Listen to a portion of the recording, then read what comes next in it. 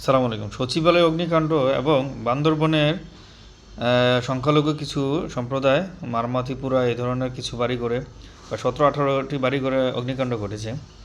তো আমি এটাতে কিছু একটা ষড়যন্ত্র গন্ধ পাচ্ছি।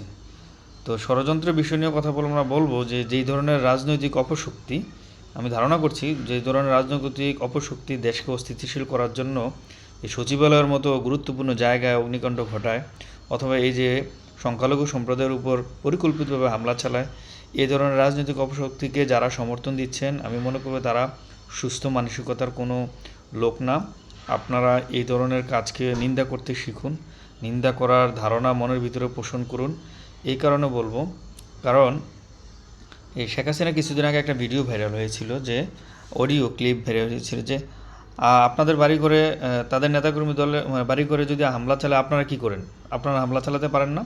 তো এই ধরনের অসুস্থ রাজনীতিবিদ, অসুস্থ মন মানসিকতার রাজনীতি যারা করেন তাদেরকে পরিত্যাগ করুন, পরিহার করুন।